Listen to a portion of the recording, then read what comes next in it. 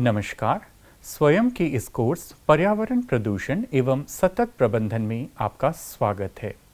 पिछले लेक्चर में हमने देखा था पर्यावरण प्रदूषण एक परिचय।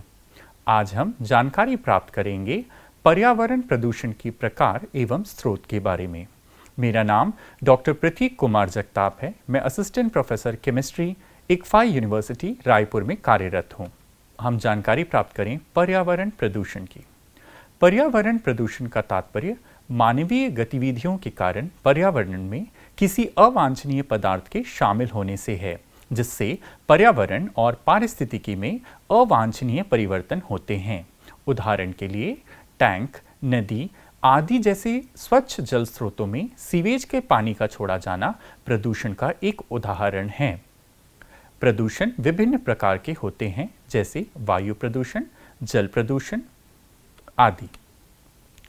पर्यावरण प्रदूषण का परिचय।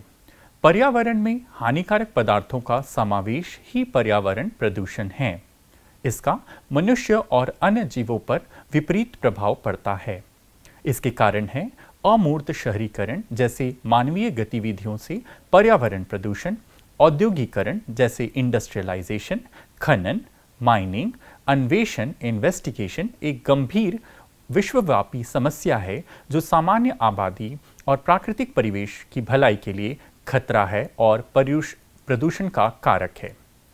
प्रदूषण के कारक हैं प्रदूषक। प्रदूषक क्या है? पर्यावरण प्रदूषण का कारण बनने वाले विभिन्न कारकों को प्रदूषक कहा जाता है। प्रदूषक हो सकते हैं रासायनिक, जैविक सामग्री या भौतिक चीजें, जैसे दुर्घटनावश पर्यावरण में मिल जाना और प्रत्यक्ष या अप्रत्यक्ष रूप से लोगों और अन्य जीवित चीजों के लिए हानिकारक साबित होना। पर्यावरण प्रदूषण के कारण। पर्यावरण प्रदूषण के विभिन्न कारण हैं। मानव आबादी में तेजी से वृद्धि पर्यावरण प्रदूषण का मुख्य कारण है। हाल के दिनों में तेजी से बढ़ते शहरीकरण के कारण निर्माण गतिविधियों में वृद्धि हुई है। इसके परिणाम स्वरूप हवा में धूल का उत्सर्जन, अपशिष्ट पदार्थों का उत्पादन आदि सम्मिलित हैं। बढ़ती आबादी और शहरीकरण के कारण परिवहन गतिविधियों में वृद्धि हुई है। यह अपने आप में प्रदूषण, खास तौर पर वायु प्रदूषण का प्रमुख स्रोत है। औद्योगिक अपशिष्ट और उत्सर्जन में तेजी से वृद्धि हो रही है और परिणाम स्वरूप पर्यावरण प्रदूषण बढ़ रहा है। कुछ कृषि गतिविधियों से भी पर्यावरण प्रदूषण होते हैं, जैसे उर्वरकों और कीटनाशकों का अत्यधिक उपयोग। पर्यावरण प्रदूषण के अन्य कई कारण हैं, जैसे जीवाश्म ईंधन का जलन, रसायनों का बढ़ता प्रयोग जिसके अंतर्गत कोल, पेट्रोलियम, डीजल का जलन आदि सम्मिलित हैं। पर्यावरण प्रदूषण के प्रभाव। पर्यावरण प्रदूषण के दुष्प्रभाव हैं। प्रदूषण उन कारकों को प्रभावित करता है जो पृथ्वी पर जीवन का समर्थन करते हैं, जैसे कि हम जिस हवा में सांस लेते हैं, जिस पानी को हम पीते हैं, बड़े पैमाने पर पारिस्थितिकी तंत्र जिन पर हम निर्भर करते हैं। इस प्रकार यह पृथ्वी का एक जीवन के लिए खतरा पैदा करते हैं। प्रदूषण मानव और अन्य जीवित प्राणियों के स्वास्थ्य के लिए हानिकारक और चुनौतीपूर्ण साबित होते हैं। प्रदूषण का अर्थव्यवस्था पर भी नकारात्मक प्रभाव पड़ता है।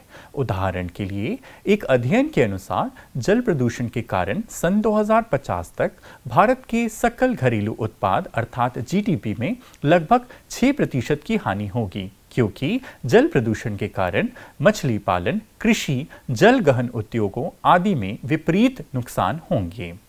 प्रदूषण के अन्य सामाजिक आर्थिक प्रभावों में कृषि उपज में कमी के कारण खाद्य असुरक्षा, जल संकट के कारण मजबूरन पलायन आदि शामिल हैं। आइए हम जानकारी प्राप्त करें प्रदूषण के प्रकार अथवा वर्गीकरण का। दृढ़ता के आधार पर प्रदूषण के दो भाग हैं।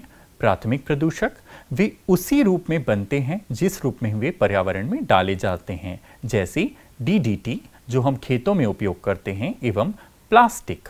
द्वितीयक प्रदूषक, प्राथमिक प्रदूषकों के बीच परस्पर क्रिया अथवा रिएक्शन से बनने वाले प्रदूषक द्वितीयक प्रदूषक कहलाते हैं, जैसे परऑक्सी acetyl nitrate PAN nitrogen oxide जिसे हम डिनोट करते हैं NOx और हाइड्रोकार्बन जिसके अंतर्गत विभिन्न प्रकार के पॉलीमर, अल्केन, अल्कीन एवं अल्काइन आते हैं।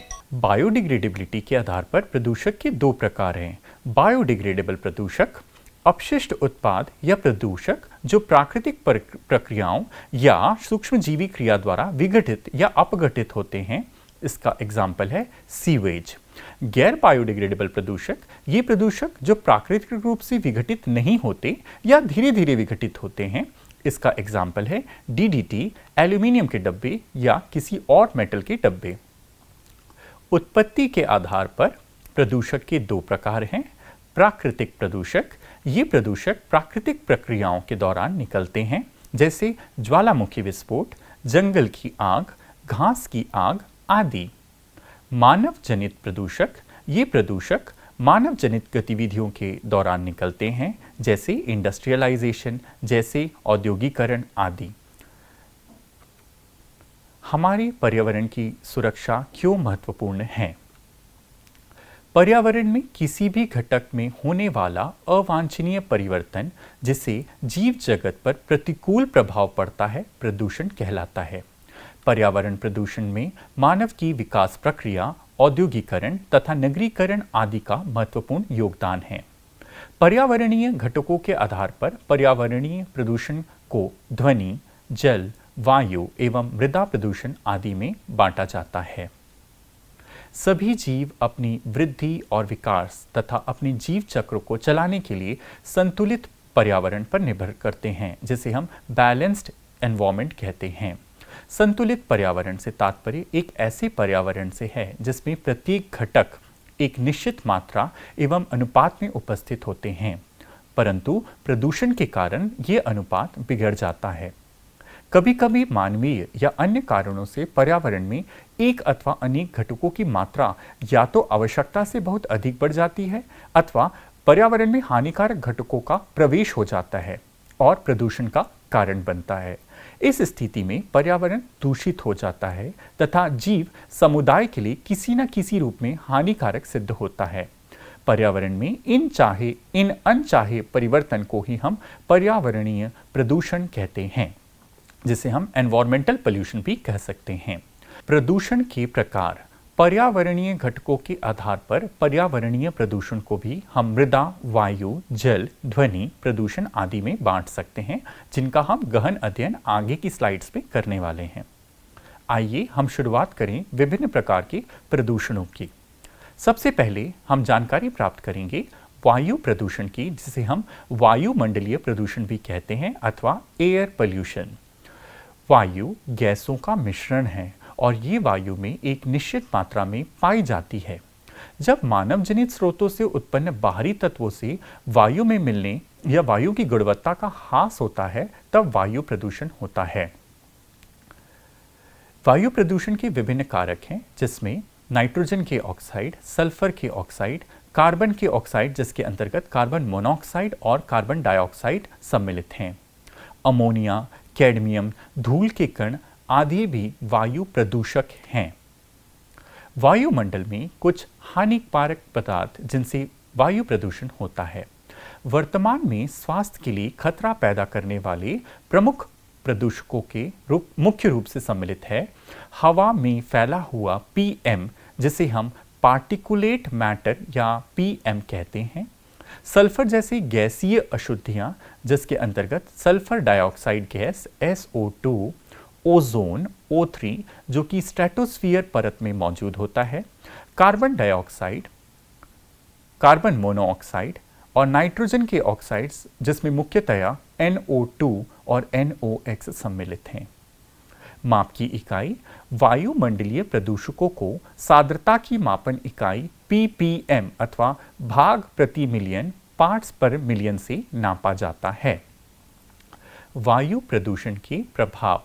वायु प्रदूषण के प्रमुख प्रभाव हैं प्रदूषित वायु के कारण सूर्य के प्रकाश की मात्रा में कमी आती है, जिससे पौधों के प्रकाश संश्लेषण की क्रिया प्रभावित होती है।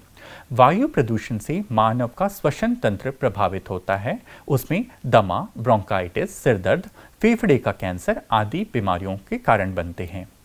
वायु प्रदूषण क्षेत्रों में बरसात होती है जिसे हम अम्लीय वर्षा कहते हैं। यह अम्लीय वर्षा अथवा एसिड रेन में पानी के साथ साथ नाइट्रोजन के ऑक्साइड्स और सल्फर के ऑक्साइड्स मिश्रित होते हैं। वायु प्रदूषण के प्रमुख कारण। वायु प्रदूषण के प्रमुख कारण निम्नलिखित हैं। वाहनों से निकलने वाली जीवाश्म ईंधन अथवा फॉसिल फ्यूल का दहन, जिसके अंतर्गत कोल और पेट्रोलियम और डीजल आते हैं। फैक्ट्रियों से निकलने वाले धुएं, जिसके अंतर्गत ऑक्साइड्स ऑफ नाइट्रोजन और ऑक्साइड्स ऑफ सल्फर आते हैं। रेफ्रिजरेटर, वातानुकूलित आदि द्वारा निकलने वाली गैसें, जिसके अंतर्गत CFC अथवा क्लोरोफ्लोरोकार्बन अंतर्गत आते हैं। कृषि कार्यों में कीटनाशकों एवं जीवाणुनाशक दवा का उपयोग। फर्नीचर पर की जाने वाली पॉलिश अथवा स्प्रे पेंट से भी वायु प्रदूषण होता है। कूड़े कचड़े के सड़ने एवं नालियों की सफाई न होने से वायु प्रदूषण के कारक मीथेन गैस उत्सर्जित होते हैं। वायु प्रदूषण को नियंत्रित करने के उपाय। उद्योगों की चिमनियों की ऊंचाई अधिक होनी चाहिए। कोयले अथवा डीजल इंजनों का उपयोग कम किया जाना चाहिए। मोटर वाहनों के कार्बोरेटर की नियमित सफाई होनी चाहिए। लेड रहित पेट्रोल का उपयोग किया जाना चाहिए। पुराने वाहन के संचालन को प्रतिबद्ध किया जाना चाहिए। घरों में सौर ऊर्जा का उपयोग होना चाहिए। यूरो मानक अथवा BS भारत स्टेज 2, 3, 4, 5, 6 आदि वाहनों का उपयोग किया जाना चाहिए। ओजोन परत को क्षतिग्रस्त पहुंचाने वाले क्लोरोफ्लोरोकार्बन, जिसके अंतर्गत फ्रियॉन 11 और फ्रियॉन 12 आते हैं, इनके उपयोग को नियमित किया जाना चाहिए। कारखानों की चिमनियों में बैक फिल्टर का उपयोग किया जाना चाहिए। आइए हम जानकारी प्राप्त करें दूसरे प्रकार के प्रदूषण अथवा जल प्रदूषण, वाटर पोल्यूशन के बारे में। जल निकायों में पदार्थों की उपस्थिति को जल प्रदूषण के तापमान में बदलने के कारण जल प्रदूषण होता है। उनके रासायनिक, भौतिक और जैविक गुण प्रतिकूल प्रभाव डाल सकते हैं। जल में निहित बाहरी पदार्थ जब जल के स्वाभाविक गुणों को इस प्रकार परिवर्तित कर दें कि उस जल का मानव स्वास्थ्य अथवा पर्यावरण में नुकसानदेह प्रभाव पड़े, जल प्रदूषण कहलाता है। जो वस्तुएं एवं पदार्थ जल की शुद्धता एवं गुणों को नष्ट करती हैं, उन्हें हम जल प्रदूषक या वाटर पॉल्यूटेंट्स कहते हैं। जल प्रदूषण के प्रभाव। जल प्रदूषण के प्रभाव निम्नलिखित हो सकते हैं। प्रदूषित जल में शैवाल तेजी से प्रस्फुटित होते हैं और कुछ विशेष प्रकार के पौधों को छोड़कर शेष को नष्ट कर देते हैं। प्रदूषित जल में काई की अधिकता होने से एल्गल ब्लूम होता है। दूषित जल के पानी से पशु पक्षियों को तरह तरह की बीमारियां होती हैं। प्रदूषित जल से मानव में पोलियो, हैजा, पेचिस, पीलिया, मियादी बुखार, वायरल फीवर आदि बीमारियां फैलती हैं। जल प्रदूषण के स्रोत। जल प्रदूषण के निम्नलिखित स्रोत हो सकते हैं। घरेलू कूड़े कचरे का जल में बहाया जाना अथवा फेंका जाना। वाहित मल। उर्वरकों के उपयोग में निरंतर वृद्धि। उद्योगों आदि द्वारा भारी मात्रा में अपशिष्ट पदार्थ जल स्रोतों अथवा नदियों में बहाया जाना। समुद्र के किनारे स्थित तेल के कुएं के लीकेज होने के कारण समुद्रीय प्रदूषण होता है। अस्थि विसर्जन करना। बहते पानी में साबुन लगाकर नहाना अथवा कपड़ा धोना भी जल प्रदूषण का कारण हो सकता है। जल प्रदूषण रोकने के कुछ उपाय। जल स्रोतों के पास गंदगी फैलाने, साबुन लगाकर नहाने, कपड़े धोने आदि पर प्रतिबंध होना चाहिए। पशुओं के नदी, तालाबों आदि में नहाने पर प्रतिबंध होना चाहिए। सभी प्रकार के अपशिष्ट युक्त बाहिर्स्राव को नदी, तालाबों अथवा जल स्रोतों पर बहाने पर प्रतिबंध होना चाहिए। औद्योगिक बहिर्स्राव या अपशिष्ट का समुचित उपाय करना चाहिए। नदियों में शवों, राख अथवा जली लकड़ियों के बहाने पर प्रतिबंध होना चाहिए। उर्वरकों और कीटनाशकों का उपयोग आवश्यकता के अनुसार खेतों में किया जाना चाहिए। प्रदूषित जल को प्राकृतिक जल स्रोतों में गिरने के पूर्व उनमें शैवाल तथा कुछ अन्य जातियों के जलकुंभी आदि को लगाना चाहिए। प्रदूषित जल को शुद्ध करना चाहिए। ऐसी मछलियों को जलाशय में छोड़ा जाना चाहिए जिससे मच्छरों के अंडे, लार्वा आदि का शरण हो सके। और सबसे प्रमुख बात, जन जागरूकता को बढ़ावा देना चाहिए। तीसरे प्रकार का प्रदूषण है मृदा प्रदूषण, सॉइल पोल्यूशन। मृदा के भौतिक, रासायनिक या जैविक गुणों में कोई ऐसा अवांछनीय परिवर्तन जिसके प्रभाव मानव पोषण तथा फसल उत्पादन व उत्पादकता पर पड़े, जिससे मृदा की गुणवत्ता व उपयोगिता नष्ट हो, मृदा प्रदूषण कहलाती है। मृदा प्रदूषण के कारक हैं कैडमियम, क्रोमियम, तांबा, कीटनाशक पदार्थ, रासायनिक उर्वरक, खरपतवार पदार्थ, विषैली गैसें आदि। मृदा प्रदूषण के प्रभाव। मृदा प्रदूषण से मृदा के भौतिक एवं रासायनिक गुण प्रभावित होते हैं और मिट्टी की उत्पादन क्षमता का प्रभाव होता है। कहीं कहीं लोग मल जल से खेतों की सिंचाई करते हैं। जब हम मल जल से खेतों की सिंचाई करेंगे तो मृदा प्रदूषित होगी। जल स्रोतों में पहुंचकर उसमें लवण अथवा सॉल्ट का निर्माण होगा। परिणाम स्वरूप ऐसी जल स्रोतों का जल पीने योग्य नहीं रह जाता। मृदा प्रदूषण के प्रमुख कारण। मृदा प्रदूषण के प्रमुख कारण हैं असतत कृषि गतिविधियां, औद्योगिक कचरा, लैंडफिल के होने वाला रिसाव, घरेलू कूड़े कचरे, खुली जगह पर कूड़ा का फेंका जाना, पॉलीथीन की थैलियों, प्लास्टिक के डिब्बों का फेंका जाना और अनियंत्रित पशु चारण। मृदा प्रदूषण रोकने के उपाय। आइए हम जानकारी प्राप्त करें कि सॉइल पोल्यूशन को कैसे कंट्रोल किया जा सकता है। कूड़े करकट के संग्रहण, निष्कासन एवं निस्तारण की व्यवस्था होनी चाहिए। कल कारखानों से निकलने वाले सीवेज जल को मृदा पर पहुंचने से पहले उपचारित करना चाहिए। नगर पालिका और नगर निकायों द्वारा अपशिष्ट का उचित निस्तारण होना चाहिए। रासायनिक उर्वरकों का उपयोग अधिक न हो। कीटनाशी, कवकनाशी एवं शाकनाशी आदि का उपयोग कम से कम किया जाए। आम जनता को मृदा प्रदूषण के दुष्प्रभावों की जानकारी दी जाए। चौथा प्रकार का प्रदूषण है ध्वनि प्रदूषण अथवा नॉइस पोल्यूशन। अवांछनीय अथवा उच्च तीव्रता वाली ध्वनि को हम शोर कहते हैं। वायुमंडल में अवांछनीय ध्वनि की मौजूदगी या शोर को ही ध्वनि प्रदूषण कहा जाता है। शोर से मनुष्यों में अशांति तथा बेचैनी उत्पन्न होती है। ध्वनि की सामान्य मापन इकाई डेसिबल कहलाती है। ध्वनि प्रदूषण को हम डेसिबल से नापते हैं। ध्वनि प्रदूषण के प्रभाव। ध्वनि प्रदूषण के प्रभाव हो सकते हैं जिन मजदूरों को अधिक शोर में काम करना होता है, उन्हें हृदय रोग, शारीरिक शिथिलता, रक्तचाप, ब्लड प्रेशर आदि रोगों से ग्रस्त होना पड़ता है। माइंस में विस्फोटों एवं सैनिक बमों की अचानक उच्च ध्वनि से गर्भवती महिलाओं को गर्भपात भी हो सकता है। लगातार शोर में रहने वाली महिलाओं में नवजात शिशुओं में विकृतियां उत्पन्न हो सकती हैं। ध्वनि प्रदूषण के मुख्य कारण। ध्वनि प्रदूषण के मुख्य कारण मोटर वाहन से उत्पन्न होने वाले हॉर्न के शोरों से है। वायुयानों, मोटर वाहनों एवं रेलगाड़ियों तथा उनके सायरन अथवा सीटी से होने वाला शोर, लाउड स्पीकरों एवं म्यूजिक सिस्टम, डीजे आदि से होने वाला शोर, कारखानों की मशीनों से होने वाला शोर ध्वनि प्रदूषण के प्रमुख कारण हैं। ध्वनि प्रदूषण रोकने के उपाय।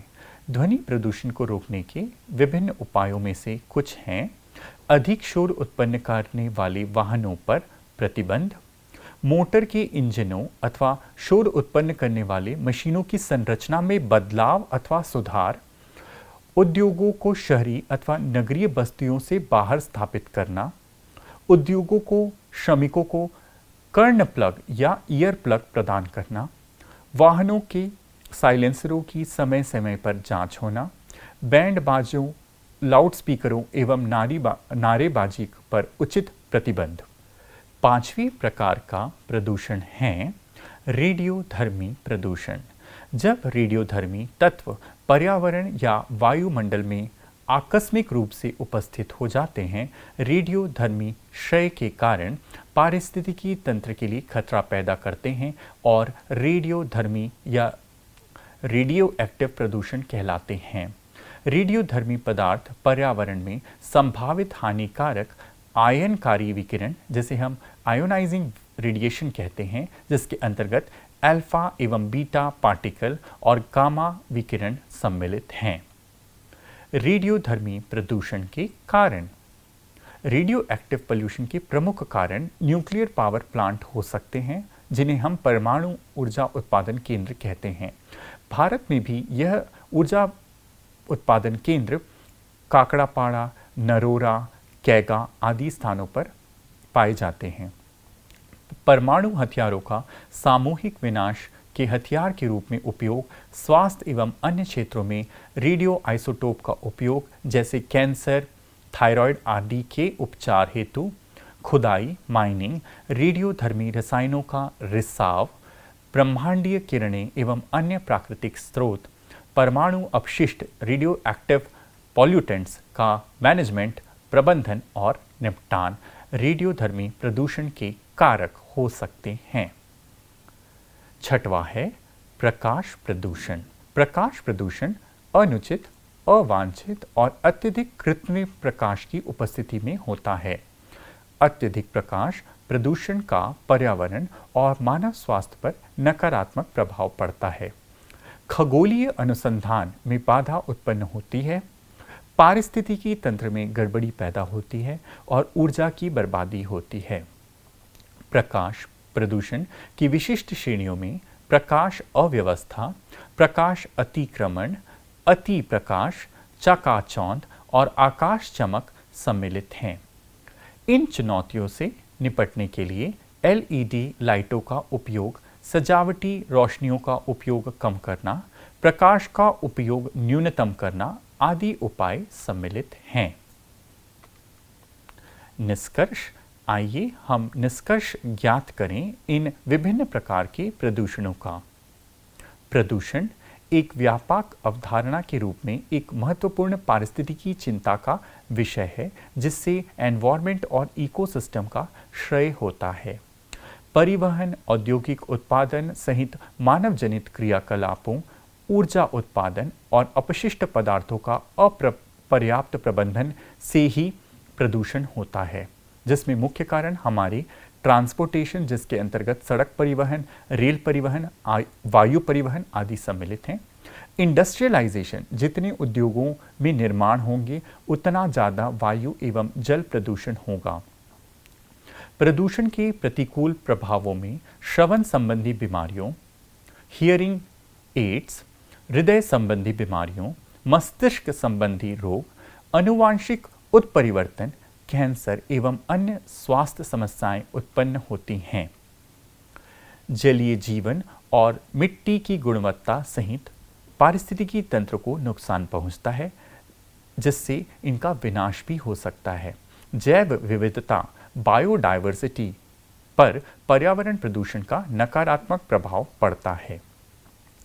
स्वच्छ पर्यावरण के महत्व को पहचानना चाहिए और इसके लिए प्रयास करना चाहिए। पीढ़ियों के लिए अधिक स्वस्थ और उज्जवल भविष्य सुनिश्चित करना चाहिए। सरकारें, निगम और प्रदूषण के स्तर को नियंत्रित करने की जिम्मेदारी उठानी चाहिए। अनुसंधान और विकास के निवेश तो करना चाहिए, लेकिन इससे आने वाली भावी पीढ़ी को नुकसान नहीं पहुंचना चाहिए। परिवहन प्रणालियों में सुधार की आवश्यकता है, जिसमें BS स्टेज 5 और 6 के यातायात वाहनों का प्रयोग किया जाना चाहिए। प्रभावी समाधान लागू करना और मनुष्यों में जागरूकता पैदा करना, इस दिशा में काम करना एक प्रभावी कारक हो सकता है। प्रदूषण मुक्त वातावरण प्राप्त करना, भावी पीढ़ियों के लिए एक स्थायी भविष्य सुनिश्चित करना।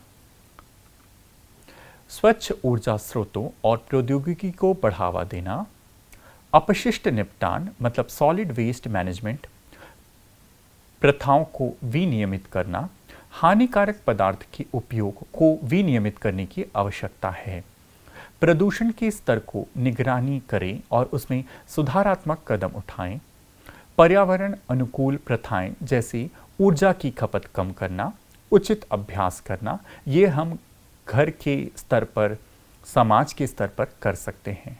अपशिष्ट निपटान तकनीकों को अपनाना और उनका उपयोग करना, जिसके अंतर्गत रीड्यूस, रीयूज और रीसाइकल टेक्निक्स सम्मिलित हैं।